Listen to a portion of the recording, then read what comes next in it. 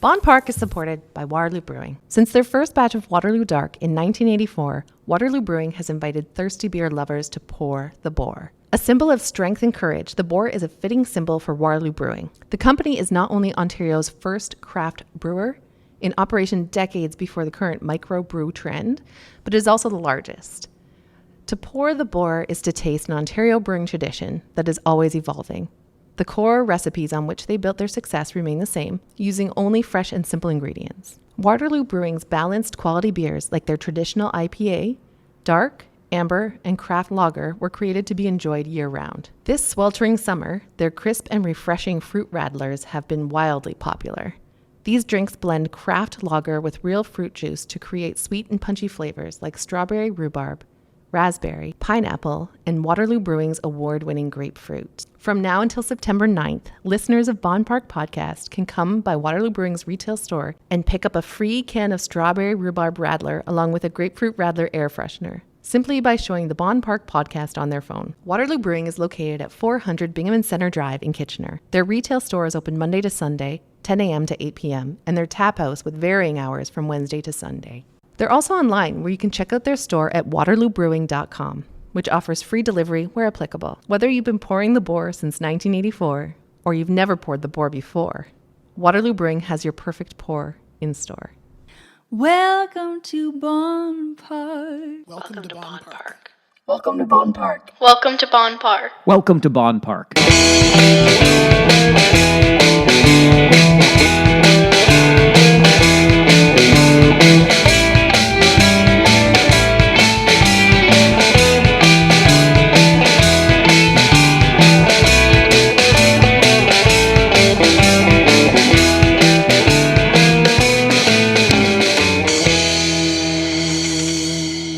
Welcome to Bonn Park. I'm Sarah Geidlinger. And I'm Marshall Ward. And tonight we have Les Fleiszig. Yeah, what a fun, wide-ranging conversation we're going to have with Les here. I'm so excited that he's ready to talk to us. He is a local educator. He is a power lifter. He is a father. He can build a house with his bare hands, and I just love his company. And he's a wrestling fan, so we're right in my wheelhouse. Is he ever? And this is going to be one spirited conversation. Here's Les Fleiszig.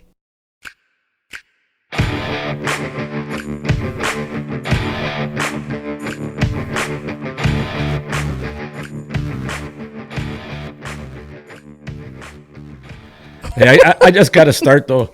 Lauren cracked me up at the table again tonight. She goes, if two cheeks, a pair of underwear, and a thick pair of jeans can't stop a fart, what do you think your paper thin COVID mask is going to do? I love Lauren. She was over the other night, and I forget how refreshing she is. Yeah, she's pretty witty. Les is youngest. So we're here with Les Fleiszig, 30-year educator, 20-year tech department head, husband and father and now grandfather, and godfather to my children. You're married to my favorite cousin. Sorry, cousin Matt. You'll always be my huckleberry. You were a donkey sugar daddy. Sorry, foster. Foster parent. Yeah. You longboard. You paddleboard. You're a craftsman home builder, audiophile, wrestling fan, family entertainer, powerlifting champion. You've inspired youth to get involved in powerlifting. Yeah, well, I don't know if I've inspired them, but I've coached and formed a club. So. Inspired. You're the resident Hickson family Santa Claus for when the real Santa is busy. How do you do it? So why are we interviewing this guy? Do you see now why we want to talk to you? No, really, I still don't. I mean, Sarah, how did you meet Les? Well, I have a bone to pick with Les about how we met. I was maybe 10, not quite 11 years old, and he was dating my favorite cousin, Kathy. And he was at my Uncle George's house, known on Les's side of the family as the Candy Man, R.I.P. Uncle George. And Les was wearing a backwards baseball cap, shaggy hair, T-shirt and jeans, kind of how I'm dressed today, except for no cap. And this guy told me he wasn't going to marry my cousin. He was going to wait for me. What happened, Les? I married your cousin. That was the first time I remember meeting you. You know, and the thing about the backward baseball cap, yeah. I changed that because I heard George Carlin say, no man over 30 should ever wear a baseball cap backwards. Oh, it's like women in miniskirts. Well, yeah. Yeah. But I respect George Carlin. Yeah. Me too. You talk about one of life's regrets, because he always came in the center in the square, almost every second year at least. And I'm going to go see George Carlin. And then he passed, right? And that was a tragedy for me. I love great comedians, I never thought it would bother me that George Carlin passed away, but actually bugged me. Like same with Robin Williams too. Mm-hmm. But I was fortunate enough to see him live in Casino Rama. So God, when was that? well, it was called something Destroyer tour. What do you call it? Weapons of Mass Destruction comedy tour. It was called. Yeah. So 10 years ago. Not that much, when you get this old, you can't do numbers. You associate events with the year my kid was born. You string things together that way. So, mathematically, I couldn't tell you. I feel that way about a lot of musicians that I was like, I have time, and you don't, people. You don't have time. When live music is a thing again, get out there. With George Carlin, I always think whenever there's present day global news like there is right now, I always think, what would George Carlin say? You could almost imagine it, Mm-hmm. Oh, it's just, he was brilliant, And I don't know if there's anybody kind of there like him. Maybe Chris Rock in a way, but although there's some cool like young stand-up comedians. I don't know if you ever seen that guy Anthony Jeselnik. He's the kind of guy, the dark humor, and you just don't see the answer coming. Like, or I was thinking of the Australian comedian Jim Jeffries. Jim Jeffries, who would go after America in a way that George Carlin would. Yeah, you know what? You're right. Jim Jeffries, there's the guy. Yeah, because he takes topics.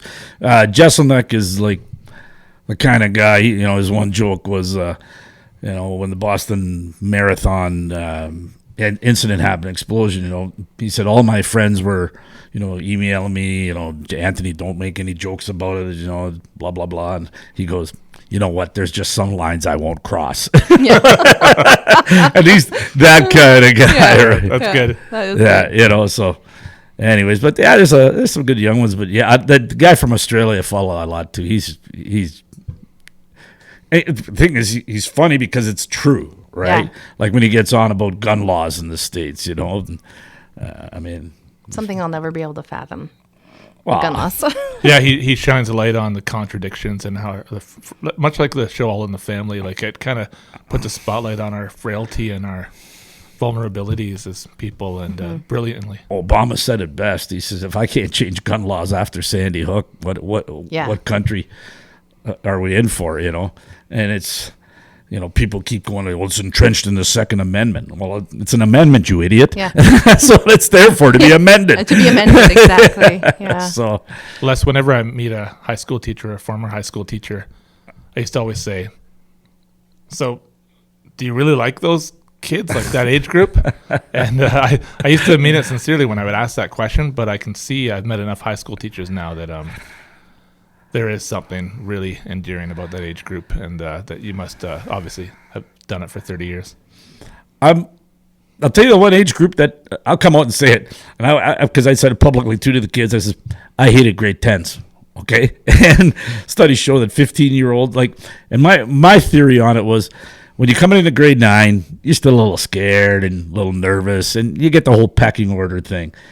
And grade 11, you actually get a job, and you start. You work for, most kids will have a job, and they get the car license. So there's certain fundamental rules of society that they transcend to, and grade 12 and 13, when it was there, you're getting ready for university. And we'll talk about that later. I always thought the most pressure in your life is like 17 or 18, where your parents are telling you, what do you want to do for the rest of your life? Right? I've been saying that to my kids since they were 5 years old. So now it's like a family joke. That's a job. Mom says that's a job. And I'm like, nobody told me it was a job. That's why I'm telling you.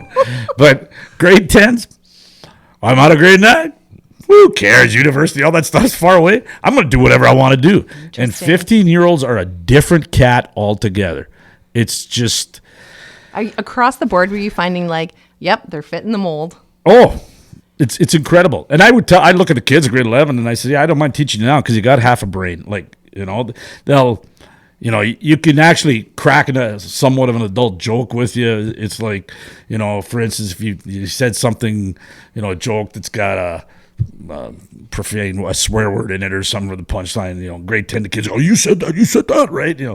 Grade 11 or 12 guy laugh. They get it, right? Mm-hmm. They won't dime you out for it or whatever. Grade 10s is just different cat, different bucket of fish altogether. The boys and girls? Boys are always about 3 years behind. Like, no question, maturity-wise. It just always seems to be that way.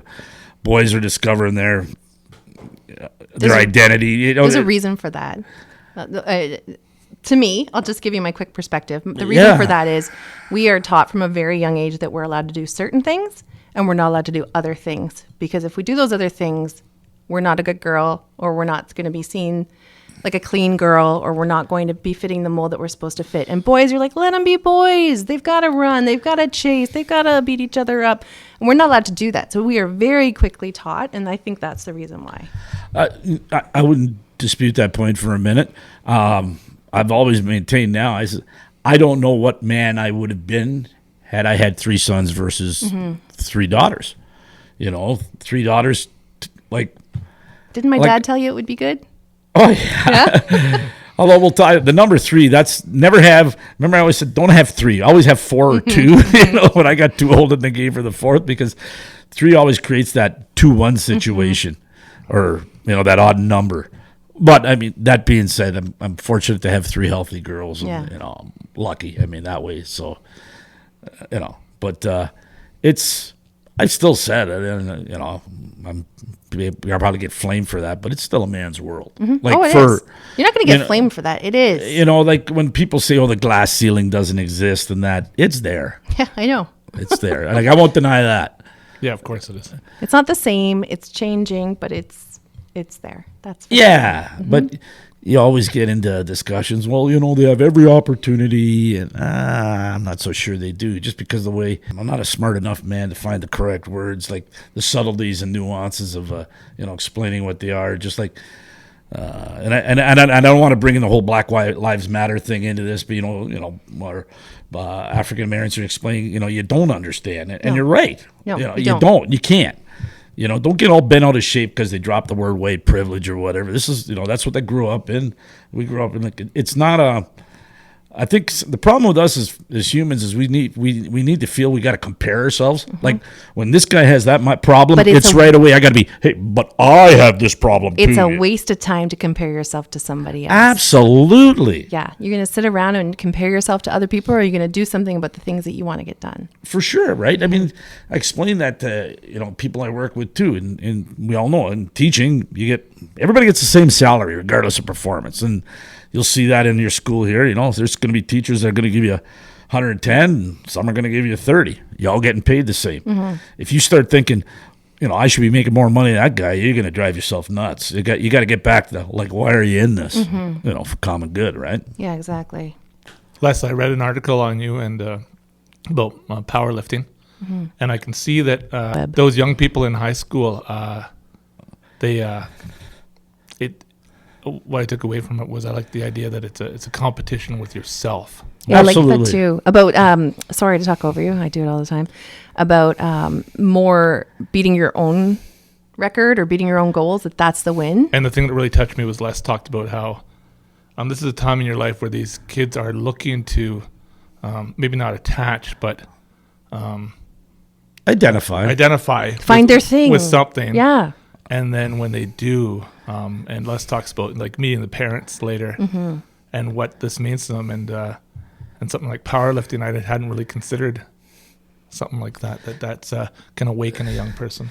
It's a real subculture sport to begin with, right? There's guys in it that, and I'll talk a little bit more about all that, but at the high school level, what's really good about it is we basically, I want to be fair to the kids that came out, but a lot of times we get kids that get cut from other teams and just trying to find themselves. Yeah.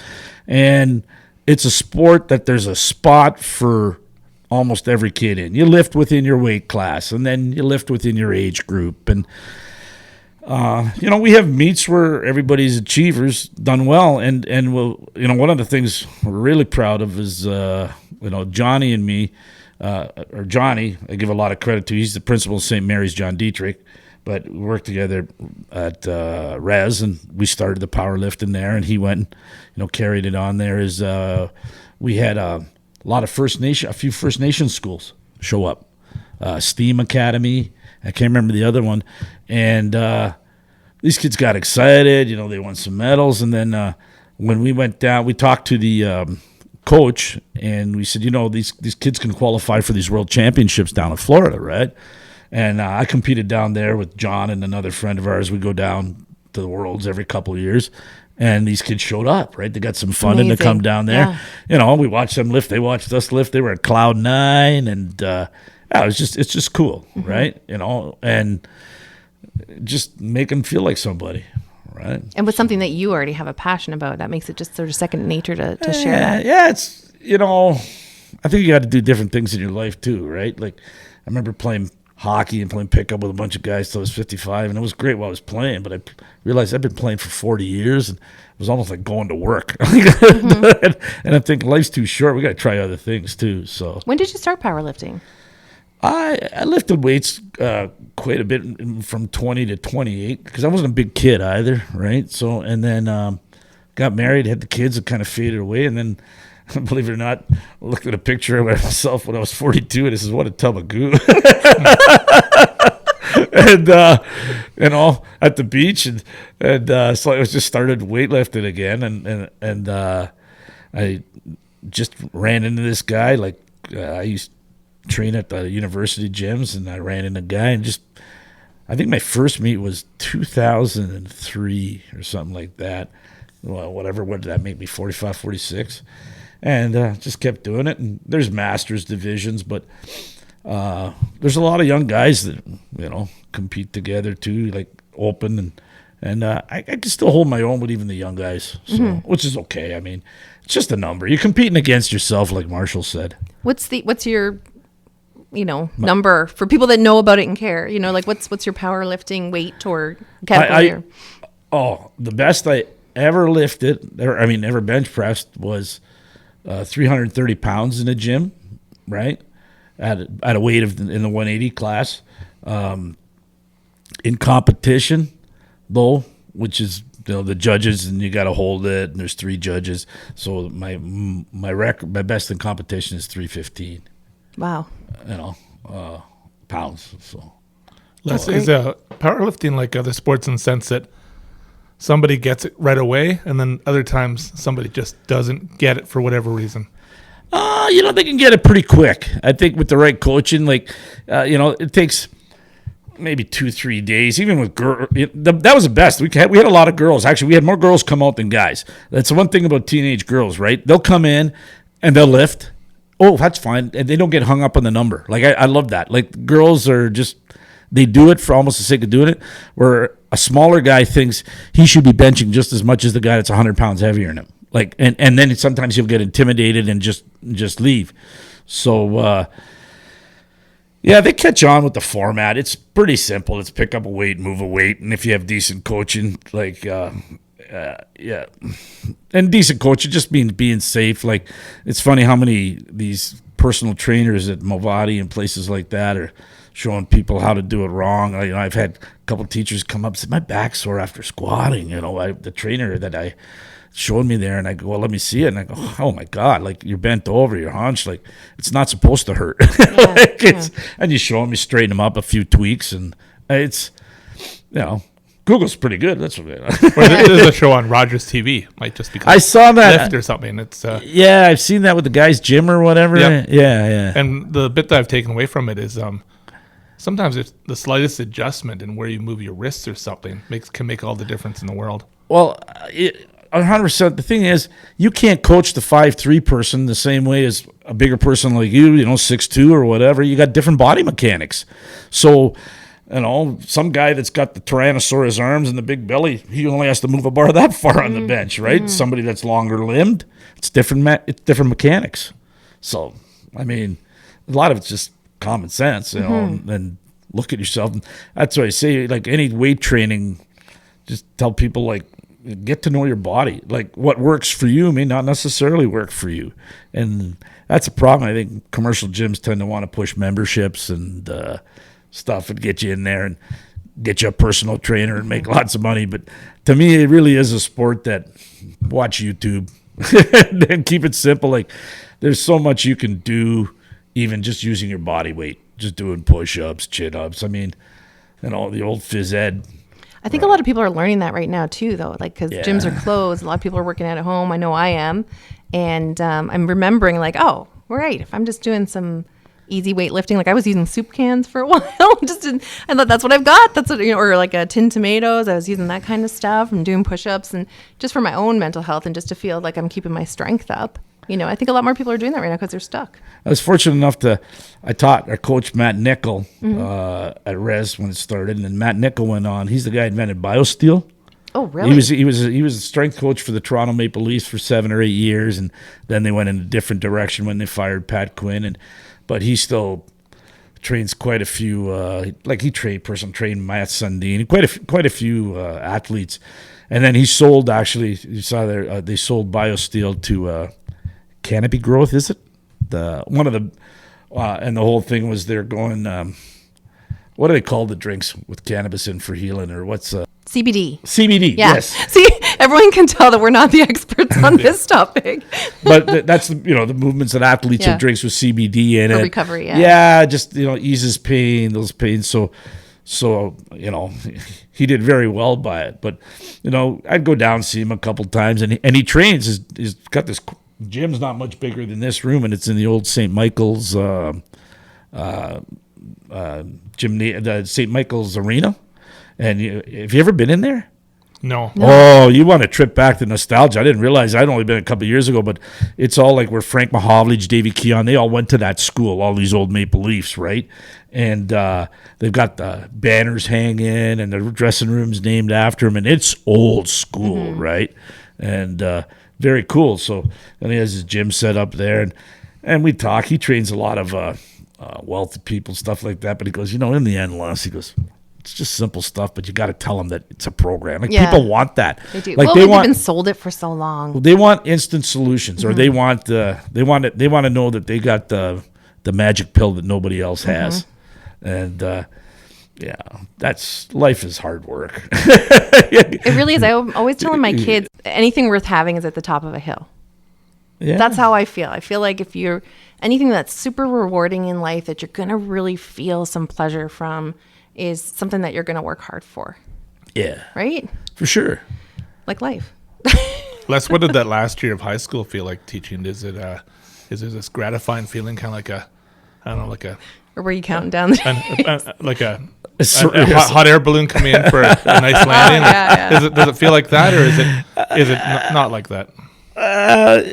It's a little bit surreal, because one of the things when in my first couple of years of teaching, I sit back in the room and listen to the older guys talk, and I go, wow, what wisdom, and how do these guys know so much, and how do they handle that? And then before you know it, you're the old guy that people are coming up to. And what I miss the most about it, like in the last year, you realize like the kids kept me young. That part, like they kept me connected to pop culture. Like I love pop culture, right? And so they would keep me, connected in terms of like I wasn't afraid to ask them what that means, or that means show me how this works in a phone, and pull a kid aside. Like I always, teachers say, what advice do you give as a new teacher? And I said, first thing is just check your ego at the door, and be confident enough to know what you don't know. Don't ever try to BS kids, because they're a lot savvier than you think. Well, right? there's nothing more disappointing as a young person than to realize that somebody is like an adult in an authority position is being right just for the sake of being right. It's disappointing when a grown-up is doing the wrong thing just to sound right. Yeah. Like it's not a contest, and kids can see through that, and you're definitely going to lose their respect in that moment. And you know what? The game had passed me by in the sense of, I think young people bring an energy and enthusiasm to it. And I hit the point where I'm not going to learn that new technology. I mean, I only got a cell phone 6 months ago, for crying out loud. So, You don't have the old flip phone in the Ziploc anymore? No, I don't. I retired. Kathy put the hammer down on that because I'd never take it anywhere. And I was using the adage that I remember one time she says to me, "What if I want to get a hold of you?" And I said, "What am I doing here, hon? I'm walking out the door without you. So that means that I don't want you to get a hold of me." I said, if I want you to be with me, we'll be together, right? And I usually was only with one or two guys. I was with Burkholder when we were building decks or John Dietrich, which also meant that I said, just phone them. But yeah, so I was ready to go, but it wasn't, well, it's funny. Then I even took a couple contracts half-time after doing home builds with kids off-site. So all I had to do was show up and just work with the kids. I didn't even have to get any attendance in the marketing component. That. Mm-hmm. And that was cool, right? Like, I think we always told kids, too, I said, the adults drove me more nuts than the students ever did. Yeah, Les did a bunch of really cool things as a teacher, but one of the things that I really admired was you started that whole design build class at Res, where the kids would find a client, so like, somebody's parents or another teacher, friend, whatever, and they would design a deck for them or backyard system of some kind, and the kids would present their models and present their drawings. The client would pick something, and then they go and they build it. Yeah, and we got a lot of, the group of kids that I had. Yeah. Okay, right? And I don't want to say, their kids just don't function and sit in the desk rows thing. Yeah. They're bright kids, but I don't think there's enough people that I think at the end, like when you get to the end of the teaching career, you realize it's not about content. It's about building confidence and forcing kids, or not forcing, hope that they make their own choices with confidence and just building, self-esteem and, what, I think I can do this. I may not get it right. And I always tell kids, hey, I never learned anything doing it right the first time, Again, I'm going to compare that to parenting. Like, you can show your kids 1,000,000 times that you do something well. That's all you're teaching them. Yeah. Unless they get to try it and fail and try it again, they're not learning anything. And I'm not saying that online learning is a bad thing. To me, it's a tool. But will it replace the teacher in the classroom? I don't think so. I don't know how it can. And for me, especially in shops, like, okay, Marshall, I could sit with you for a half hour, one-on-one, how to use a skill saw. Okay, we'll go through everything. I even demonstrate it. But the first time you get kickback on it, you're like, ugh. And how do you how do you teach that? Yeah. It's only one way. Right? Right. And, it's you just got to figure it out, right? But by the same token, there's kind of certain lessons, like there was a lot of up in arms of just talking to my friend there, Johnny, about some teachers, with the online learning and the marks staying the same and all these things. That's not fair. The integrity of the course and blah blah blah blah. Right? It wasn't really a conscious choice. It was just something everyone had to deal with. Yeah, but people get even teach some people get wired a little too. Maybe a little too intense, and I might have been that way when I taught too. But one guy explained to me, because I gave his kid the whole year to finish my course, right? And he says, you get it. It's like swimming, right? Sooner or later, you're going to get there, right? You learn to swim. And some people take a little longer than others. And I thought, he's right, right? Like it's, and once you learn to swim, you're fine. So why shouldn't you get that credit? Yeah, I agree. For me as a student looking back on high school, it was all about having an emotional connection, engagement to it. And I think about all the courses that I don't remember, all the teachers I don't remember, but the ones I do, clearly there was some kind of emotional connection happening there. That's what you remember. Oh, for sure. You get, I sit down there, and educators come from OISE, the Ontario Institute of Student Education. I went there a couple of times. I felt like I was going to be like a vampire in a church and catch fire. But there's all these people that pontificate and, but what motivates a student? I'm finally saying, come on, guys. The only reason kids succeed is if they connect with the teacher. I says, it doesn't matter how good a person you are. If they don't like you, it ain't going to happen, right? And I just ran into, a young gentleman there a week ago, one of Sarah's friends, Kyle Patrick, and he was telling me, I hated chemistry, but Bellissimo was such a good guy that he made me get through it. When me and my high school girlfriends get together, Bellissimo always comes up. Right. We're always talking about Bellissimo. Right. Yeah. And he started that landscape program with me. Right. So, and that was a good, and Patty Huber then came on board, and, another great lady. They taught me a lot, about working with kids. And they were different teachers than me, too. So I learned a lot from them, right, that way. So I was fortunate. It was a good career. Resurrection was a great place. I taught 4 years earlier at Jerome's, which was the old Catholic boys' high school downtown. It was interesting because I taught that architectural drafting, and it was one of the only co-ed courses being offered. So the St. Mary's girls used to come over and take it, right? Yeah. And then it, like me being dumb, it's great. These young girls like architecture, Girls right? are really good at drafting. And then I realized they're just there to meet the guys. And I always tell this story, and again, it goes almost 30 years back, but there was this one girl, Chrissy, and I know when she left, she ended up like designing. She went to I college. know what you're talking about. Mm-hmm. Chrissy Schnarr, I think was her name. I could be wrong, but anyway, she went to work at Disney, designing, street scenes, all this. But she's showing me her drawing, asked me this question, and okay. And then a minute later, she's asked this other guy a question, and I says, "Why are you asking him that?" It's not about the work. And she goes, "Well, he's a guy." He goes, he'll know. He's a guy. He goes, "Are you crazy? Look at your mark. You're 85, 86. He gets 52. He knows nothing." But yet she's ingrained that just because he's a guy, he knows everything about construction. And that's kind of that. And unfortunately, you still see some of that even 30 years later. You see, maybe I was fortunate too that. My first two jobs out of college, was drafting, and I worked at the Region of Waterloo in engineering. That my superiors were women, right?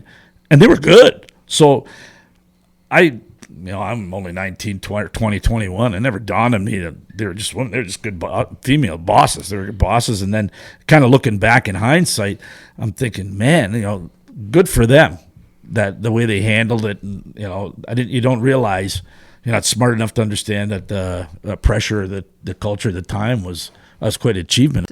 There is a culture change or culture shift that's happening with younger people, which is our job is to lift each other, and our job is to lean in the conversation. I don't know if that's a familiar term for you guys, but that's what our job is. And for people my age, we're relearning that. People 10 years older than me, they're definitely relearning that. Not everyone, I'm generalizing. But the younger crew, they're already knowing this is what you do. You lift each other up.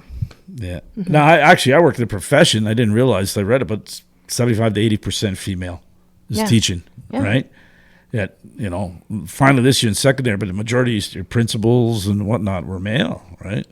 Yeah, that's what it looks like to me. Yeah. On all levels, I'm talking so elementary grades looks like it's almost all women. Special education, mostly all women, right? And then, anyways, I can't speak to the high schools right now, but less. Well, in the separate board next year, they have there's 5 high schools. They have 3 female principals. Yeah. Wow. And probably when one of the guys retire, I wouldn't be surprised it'd be 4. And that's not unfortunately, that's not they're trying to saturate it that way. It's just that finally enough women are strong enough to step up and I'm going to do this. I don't know why they'd want to be a principal. Anybody want to be a principal? Sounds like a lot of work. it's those guys don't get paid enough. No, I believe it. Yeah, that's like really down in the trench, right? The principal. It's 24/7, right? The call. There's no more passing it on to the next person. And the people at the higher level, the superintendents and the director, they're so far removed from the reality of the classroom, and they get their mandates from the government. It's like talking to corporate. And just don't have a clue to what's going on. When you retired, Les, did you feel a great deal of optimism for that generation of young people, thinking, You know what? I do. yeah, I do believe in young people. I know we hear all the millennial crap, and that's people go on. Oh, I'm gonna have to work till I'm 90, but no, I do. I subscribe to the Socrates thing. What's that?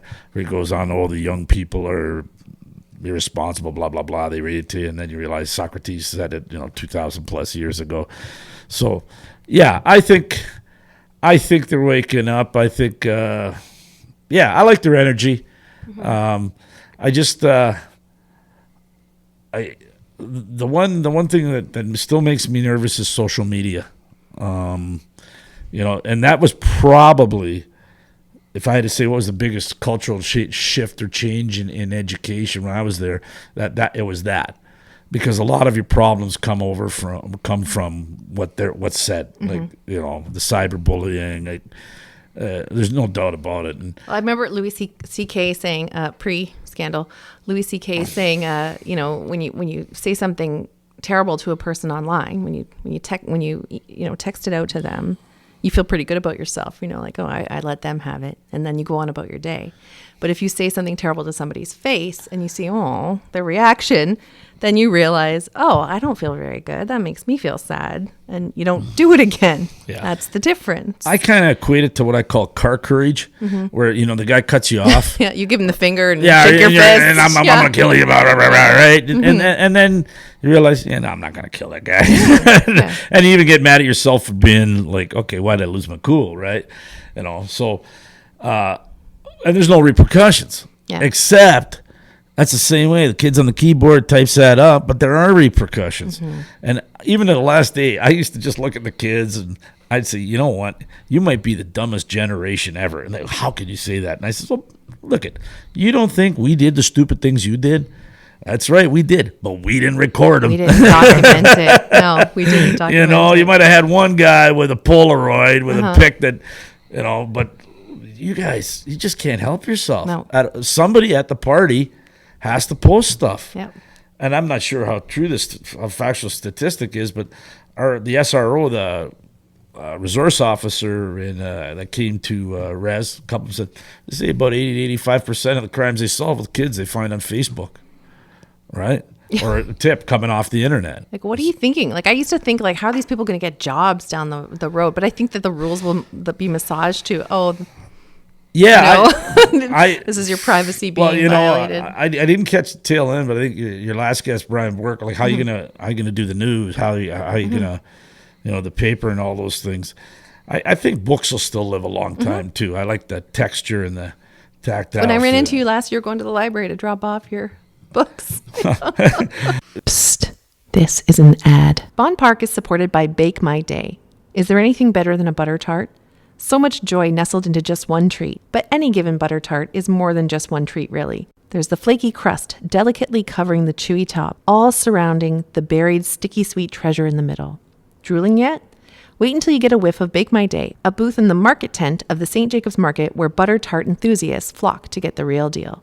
At Bake My Day, they bake butter tarts the old-fashioned way, inspired by Grandma's family recipe. Perhaps your grandma made traditional butter tarts like raisin, pecan, cinnamon sugar, or rum raisin.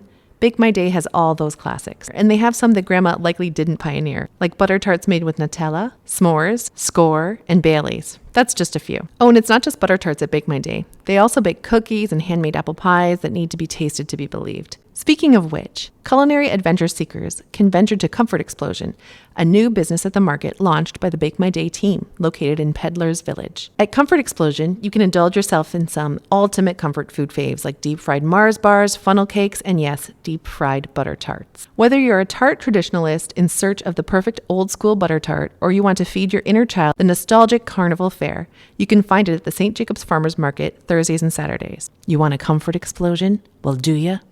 Go ahead. Bake My Day. I don't know how long ago the article was when you wrote it. Listen, I loved reading you. Like, you're very good that way. It just gets some interest. And you mentioned the name George Thez, right? I mean, like, he's even before my time, an icon. But I'd heard of him, and I've got a couple of old videos with him on. And I'm thinking, it was so entertaining, and it kind of went through the peak of well, Vince McMahon brought it to, a certain level. And then I don't know if the stories got too stupid or too over the top, but I kind of lost a bit of the interest with it. Cartoonish and simplistic. Yeah, well, I mean, it couldn't be anything more cartoonish than Roddy Piper, right? It was Jimmy Snuka but I don't know, there was a certain witticism about it or over the top, and I always defy people too. I says, "Oh, it's fake." I says, "Oh, is it fake?" I says, "You take like Hell in a Cell, and have you read Mick Foley's book?" I sure have, yeah. Right? Yeah. And he talks about how down and out he was and how the Undertaker just carried him through that fight. Like, where the Undertaker says, "Hey, do you want me to end this?" "No, I'm going through it," and you watch that fight. The guy comes off like it's 20 feet off the top of that cell on a ladder, and he always lands on Tito Santana's table. Yeah, that's right. They always land on that The Mexican Spanish announcer tables, Yeah. right?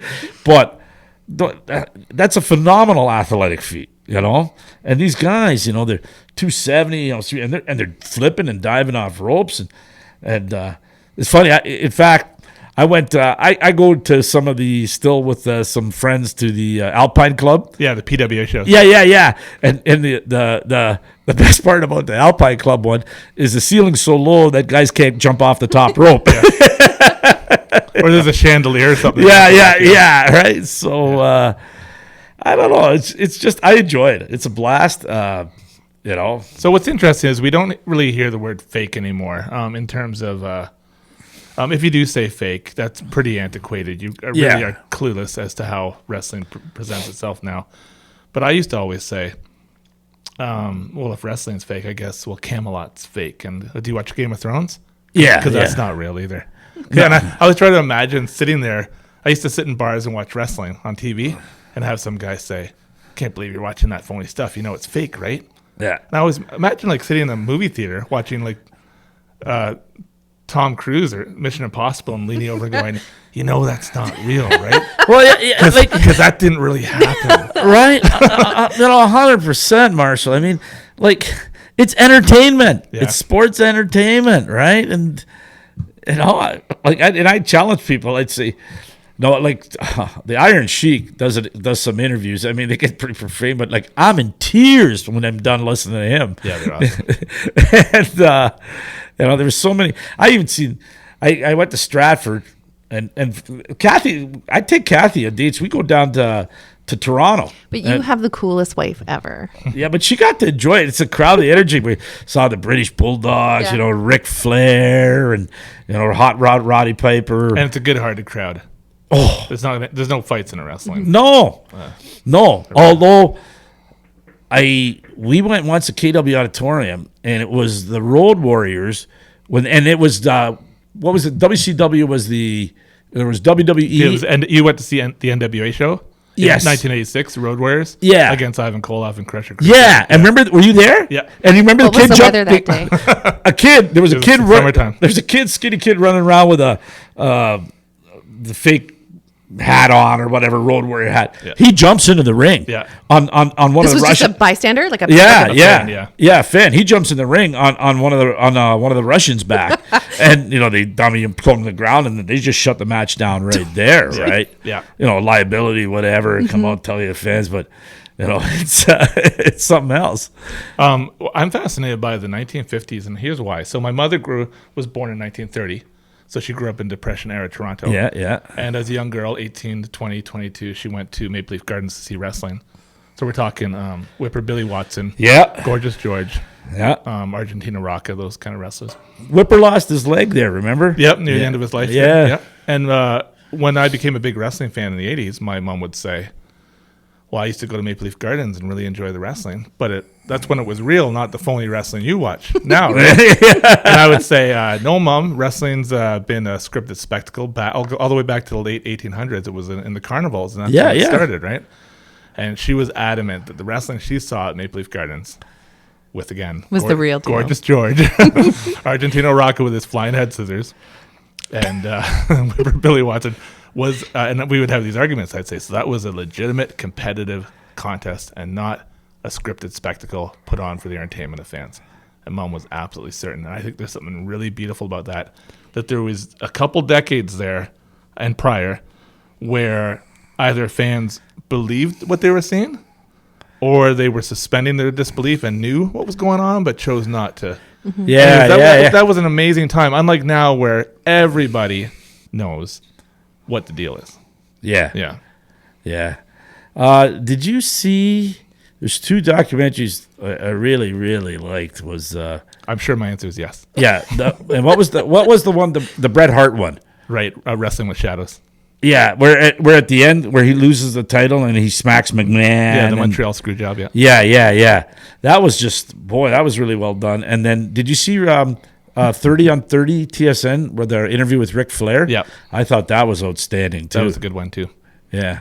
They did a really good. HBO did a great one with Andre the Giant. Did you ever see Andre the Giant in person? I'm glad you asked that question. Yes, and it about as even closer than you and me. Yeah. But he was wrestling at Kitchener Memorial. So here we go.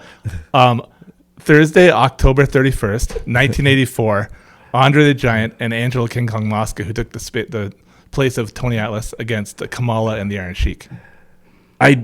That's a match I don't really remember. Okay. Well, he does. He'll fill you in. Maybe you saw a different one with Andre, yeah? Yeah, Go well, ahead. no, I was only 11 years old. Oh, so that was prior to that. Oh, yeah, Okay. like this. He was wrestling at the Odd, Yeah, and so- I was maybe 11 or 12 years old. He just, and that was, they're wrestling in Buffalo a bit, Yeah.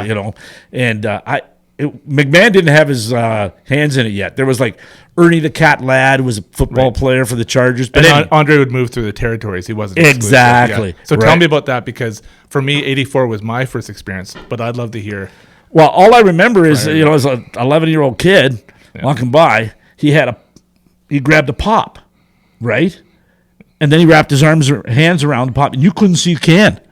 And I just, to this day, I mean, there's bigger men, but he was running around 500 pounds or something like that, and he was literally a giant, Yeah, he was a real giant. right? Yeah. It was literally a giant. It was like I was in Jack and the Beanstalk. Yeah, something mystical. Yeah, There's been lots of really big wrestlers and even taller wrestlers and heavier wrestlers, Haystack Saloon. yeah. But we will, just like Charlie Chaplin, Michael Jackson, and Freddie Mercury, we will never ever see the likes of Andre the Giant again. You know, He was an attraction. yeah, and you could almost make a case for him being like the most famous wrestler of all time. Yeah, in Like fact, everyone knows that name. Yeah, and he's in the Guinness Book of World Records because in the 70s he was making hundreds of thousands of dollars, which was unthinkable for anybody in sports to be making that. Yeah. do you remember though when and I do want to hear about the '84 match, but Yeah. do you remember when Hulk Hogan body slammed him? Yep. Like they hit, and Andre, not being that active because it's part of Andre having to jump and get up, but Yeah. Hogan had him there and everything. Am I being obnoxious here? No, I'm loving this.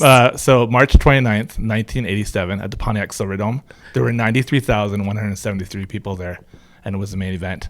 And the match Were you lasted there? 8 minutes and 11 seconds. I was at the Kitchen Rod watching it. I was same. I was post circuit TV. Yeah. Which was considered, I remember the ads were like this giant screen, the biggest screen you've ever seen in your life. Yep. But people have bigger screens now in their home, right? Yeah. Well, yeah, and I watched. There was one at Center in the Square. Yeah. One of the, right. WrestleMania 4. Yeah, that was the one where Fuji competed in the Ironman triathlon. Yeah. and he cheated. It was so well done. Like, all these athletes, and then Fuji runs into the water and you don't see him, and then he comes by in a boat. Like it was. Wrestling's all about storytelling, isn't it? Oh, it is. And I think that's the thing that people, when they ask me what appeals to me so much about it, it has to bring you in like a story. And wrestling, just like the emotions you feel when you watch Star Wars and Lord of the Rings, if wrestling's done well, you can have all those same emotions. And at the same time, if the story is not there, it's not working. Yeah. The one at the Odd, and the funny thing is, I remember this part more than the Hogan picking him up. Do you remember when Bundy and Hacksaw Jim Duggan, I think it was? Yeah. And they each had the little people wrestlers Yeah. with them. So that was Hillbilly Jim, not Yeah, Hillbilly Jim. Yeah, the guy. Yeah, Hacksaw had the 2x4, right? Yeah. Yeah. Okay. Yeah. So Hillbilly Jim. Yeah. And Bundy, Little Beaver. Little Lord Beaver, and who's the Lord Littlebrook. Yeah. Yeah. But somehow, and Little Tokyo. you talk about the storytelling. Right before that, one of the little people is going to end up in that arena with Bundy. right? And Bundy's got 500 pounds, and whoever the little person wrestler was, Little Beaver, he gets picked up.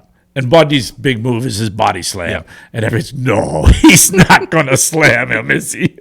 And he pancaked him. And I'm thinking, there must have been something good he did that he didn't kill that poor guy. But they just set And it here up. we are 35 years later still laughing about it. Oh, Right? Yeah. That's the storytelling bit. I'm always amazed how I can sit and watch wrestling and be like on the edge of my seat for a match that took place in the 70s. I don't know if people can do that with hockey and baseball. Maybe someone can watch a boxing match with Rocky Marciano or Muhammad Ali or Smoking Joe Frazier and feel that. yeah. I'm happy for them if they can, but There were some, I mean. or people are doing that, I guess, with the. Did you say Steve watched the Raptors games? You did. You just reminded me of that. During the quarantine, he Yeah. watched like last year's Raptors season, and he'd be on the edge of the couch going, "Oh, man, oh yeah, come on!" And I'm like, "You have seen this. Yeah. You saw this last year," but he enjoyed it like it was brand new. I'm more in your camp. I agree. Like, I've seen sports, but I can watch a wrestling match Yeah. over, like a great match. I'll watch the rerun, like Hell in a Cell. I've watched. I can't get enough of that. And you talk about sports moments too. Like, we went to Stratford to see Bobo Brazil, the original Iron Sheik, Mighty Igor, and we sat ringside and we did the whole whapping the thing. Yeah. And I remember there's a guy 2 seats down from me said something to the original Sheik, not this guy before the Iron Sheik, and the Iron Sheik, or this Sheik, he's a goober on him. But then the Mighty Igor was wrestling the Sheik, and I'm all about like cheering, right? Like, I'm part of it. To me, it's be part of it. Cheer him on. When I watch Magic, I don't need to know how he did it. I want to be amazed and all that, yeah. right? Right. So the Sheik pulls out the object, and somebody yells out, "He's got an object! He's got an object!" Right? So that There, it's usually like maybe a pencil round, Yeah, masking yeah, tape or right. something. Yeah, you're gonna stab him. And then I yelled out, I go, "He's got a chainsaw," right? And then my buddy goes, "No, he's got a gun."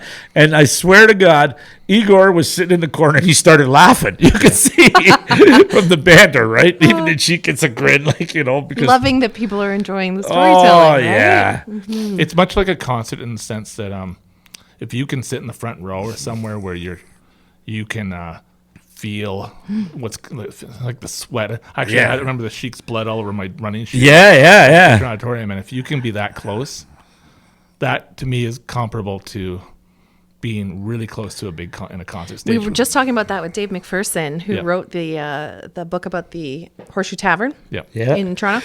We just talked to him a couple of weeks ago, and Oh, that's cool. See, there's a real guess. you're a real guest. But we were talking. We were making eye contact, and we were talking about that thumping, sweaty, in a crowd concert feeling near the front of the stage. Probably the reason why I'm losing my hearing. Yeah. And just that bass going right through your spine and through your chest, and what that feeling's like. To me, that's that big feeling, because I haven't been to a lot of wrestling or any. I find it really hard to look at footage right now. I was just watching the Moscow Music Peace Festival from 1989 in Moscow. I think there's like 300,000 people. It's the first time Moscow ever saw Metallica. Yeah. And Ozzy Osbourne and Bon Jovi, and the energy in that crowd, And then I went and watched Queen at Live Aid, which everybody's seen. But I mean, that's something that I'm finding really hard to watch right now. Like, I was enjoying it, Yeah. but we're just so far away from ever doing that again. I've totally done that. Just watching, we've watched a few series. Me and my husband have watched some stuff on Netflix, and like a bunch of people are going into a car or into a gathered space, and I'm like, oh, wait, this isn't real. That's okay. We don't have to tell them that they're not allowed to gather. Or that Eminem movie where they're in that gritty Yeah. Yeah. underground place, and Yeah. it's all the sweat and all the spitting and yeah. all All the good stuff. Oh my God, being spit on by a musician as a teenager. Yeah. Oh, good stuff. Right? Good stuff. Yeah. Felt like you were part of it. Watching Live Aid changed my life. I was at Vicky Brenner's house. Hi, Vicky. And her babysitter was so cool. I forget her name. Lisa, maybe. I don't know. But she had earrings and the jean jacket with the buttons and the black eyeliner. And she was shushing us. We were maybe 8 or 9. That math is probably right. And she was shushing us because she was watching this on TV. And I remember seeing U2 come out, and I was like, what is this? This is amazing. And these people are losing their marbles. I like totally changed That's my... interesting because first of all, I want to hear what Les's memories of Live Aid. But for me, I was 14. Mm-hmm. And I feel like I didn't fully understand what was all going. I didn't understand why it was so important that Led Zeppelin were on stage. I didn't understand the depth of what they were doing. Yeah. It was the rock and roll show For that sure. rocked my world. Les, what do you remember about Live Aid? A funny thing, Live Aid, what year was it then again? 85. 85, yeah. And same to me, it was just a big concert. I went to the biggest concert I've ever been to. I went to the first US Festival. Oh, yeah. And that was the Wozniak, one of the Apple founders, and it was in San Bernardino Valley. And when I backpacked through Europe, I met some guys from California. So I went to see them. This is post-college pre-teaching. Yeah. Yeah? I think in 1983. Yeah, that was 83, right? I was actually right before I was going to teachers college, but I thought, heck, I was working in Calgary. I'm on the West Coast. I'm going to go see my buddies. Mm-hmm. And they said, hey, there's this US Festival happening this weekend. The tickets I still got my ticket stub. So I don't know. Was that like a multi-day event? 3 days? Yeah, and Ozzy Osbourne was there. Was Not the next one. the next one? Yeah, the one we got there late, and I think the first night was kind of new wave night. The Police were there, Oingo Boingo, and then the next day was more classical rockers, the Kinks, the Cars, Fleetwood Mac. It was quite a lineup, and I've given some more time, I'm sure it'll come to me, but there was like 20 bands, right? Pat Benatar. But the funny thing was, like, I wasn't at Woodstock, right? It was just, but just to be clear, I'm not a Deadhead. In fact, I never was a fan of the Grateful Dead. I think it was just one of those ones with Jerry Garcia and their jam bands, and even So don't be fooled by Les's picture on our Instagram. Yeah. Greg Allman even used to go, what is this shit? How about these guys? But anyhow, that night after it was Fleetwood Mac closed out. Tom Petty and the Heartbreakers was the closing show, right? And they said, tomorrow morning we're going to get up with breakfast in bed with the Grateful Dead, right? So they're the first band opening on the closing day of the Sunday. And all of a sudden, like, so it's 83, what am I, 25, 26, all these like 45, 50-year-old hippies from Woodstock started there dancing around in the peasant dresses topless, right? And then guys, like, they just got this, some people are naked, like Woodstock. And I'm going, what the heck's going on? We don't do this anymore. Yeah. I know, because there was this, our younger guys like, come on, guys, and it had turned into like watching wrestling.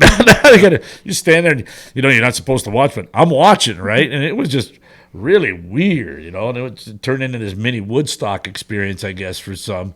But they had something like 200,000 people show up. They had planes flying overhead, dumping water. It was pretty well run. I got to give the guys credit, Grateful Dead's one of those bands. Sorry, Sarah. I was going to say that. Go ahead. I absolutely loved the artwork. I loved everything I saw. I loved the little bears, but I just never could connect with the music for some reason. Nor could I. I think I liked the lifestyles. I saw the Grateful Dead twice, like double nights in Hamilton. Emily Hirth, hi Hirth family. Her aunt drove us one night, and I think her mom drove us the other night. But it's funny you say you don't like the Grateful Dead because you gave me your double Woodstock vinyl, your LP set, and I listened to it over and over. I probably wore it down. And the Grateful Dead's Uncle John's Band, for some reason, every time I hear that song, I think of you. And I don't know why, but it just reminds me of you, probably because you gave me that record and I would listen to it and whatever.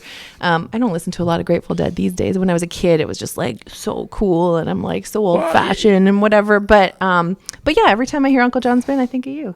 Well, you know what? I mean, that's the beauty of music too, right? Like, it links moments in your life to it may be a terrible song, but it might have been like your first kiss or whatever, some special moment in your life that it evokes an emotion later, right?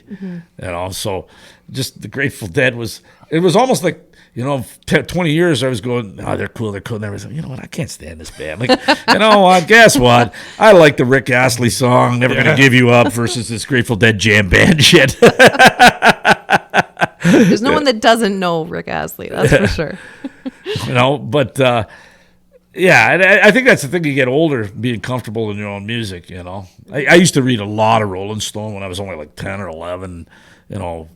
all that stuff. I read a lot of Hunter S. Thompson, and I want to ask both of you: is there a concert that you all wish you could go back in time and see? For me, it would be. I discovered Harry Chapin's Greatest Stories Live double LP when I was a kid, and that was somebody I never got to see yet. And yet I feel like that is. I feel like I did see Harry Chapin based on the way that record sounds, and I guess some of the footage that's still around from PBS. But that lives on in my heart. I guess because it came out of a cardboard box that belonged to my older siblings. And anyways, never got to see Harry Chapin. I saw a lot. I saw a lot of music. Well, I always tell people, I saw the Rolling Stones farewell tour in 1983 at Rich Stadium. So in Buffalo, the farewell tour. Right. Aren't they still touring? Exactly. Did you see Frank Zappa?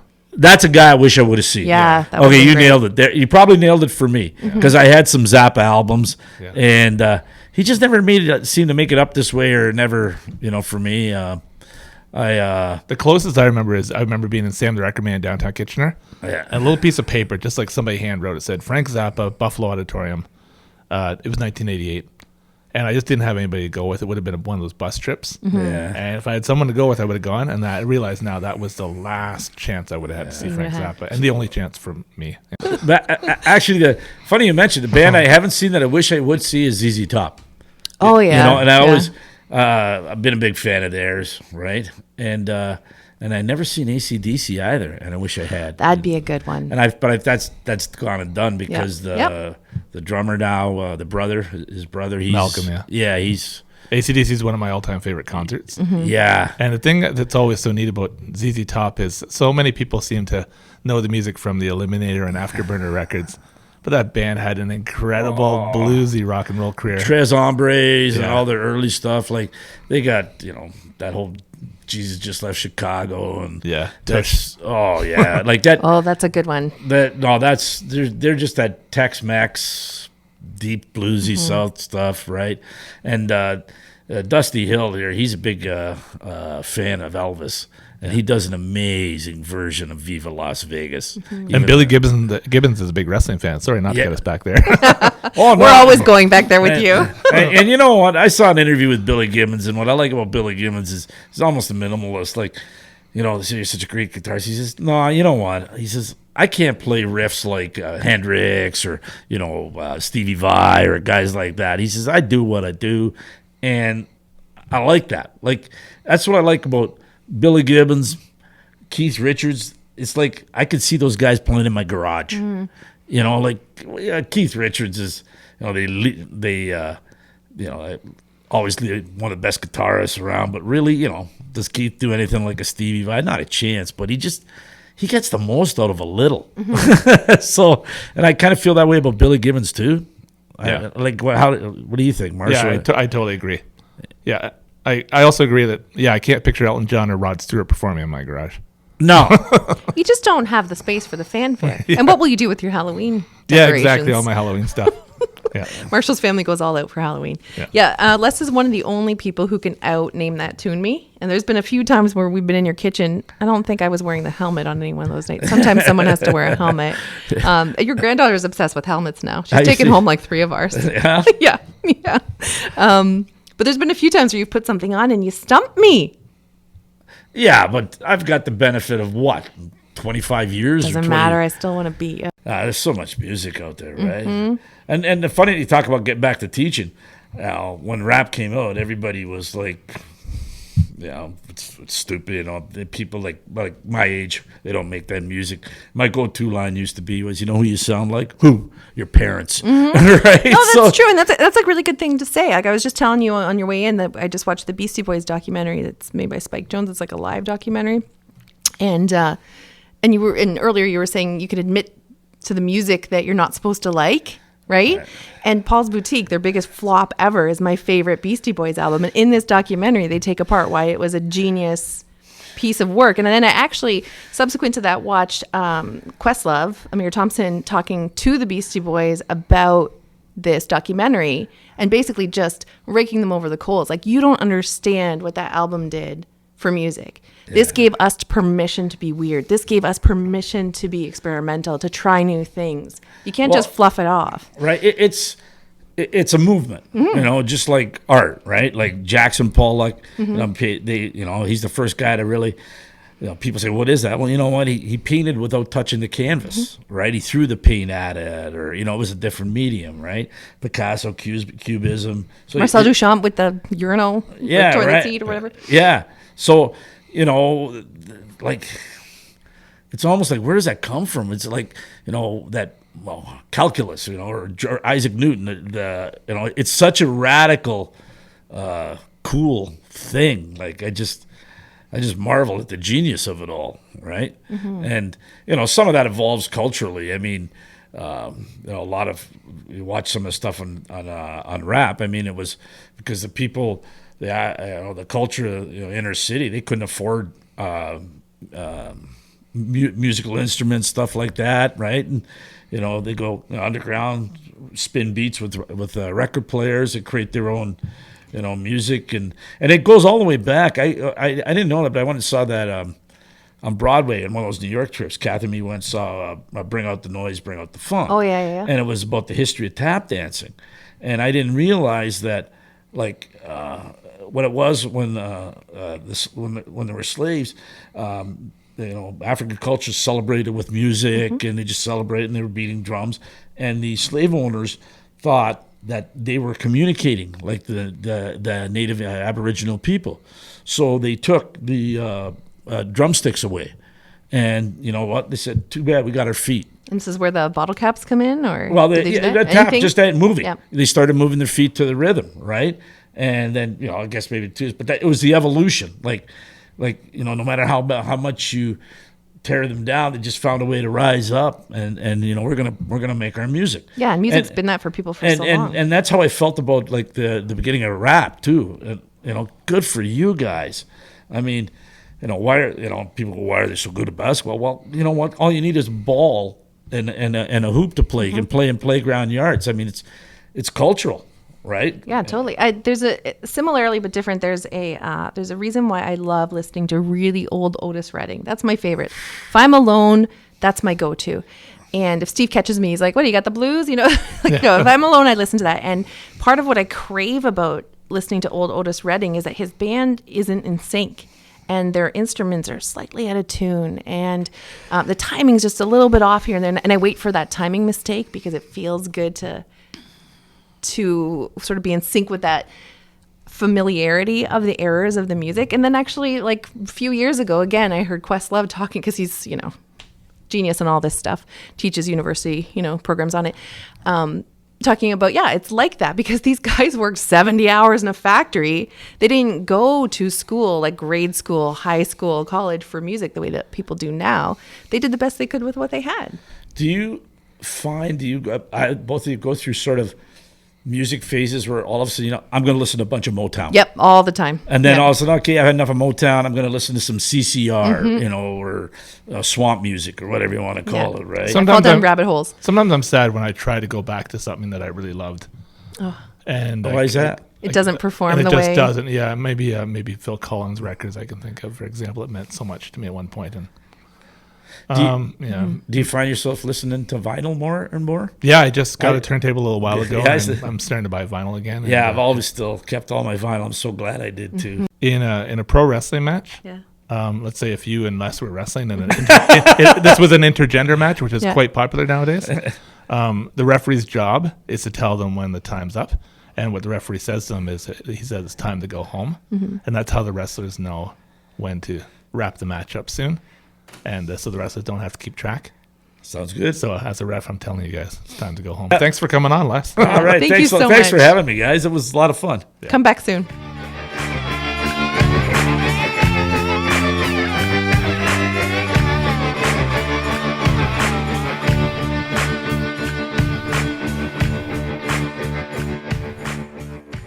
Whether you've been pouring the bore since 1984 or you've never poured the bore before, Waterloo Brewing has your perfect pour in store. Hey all, thanks for meeting us in Bonn Park. Please like, rate, and subscribe to our podcast on the platform that you're listening to. And follow us on Instagram and Twitter at Bonn Park Podcast. Original music by Alan Lung.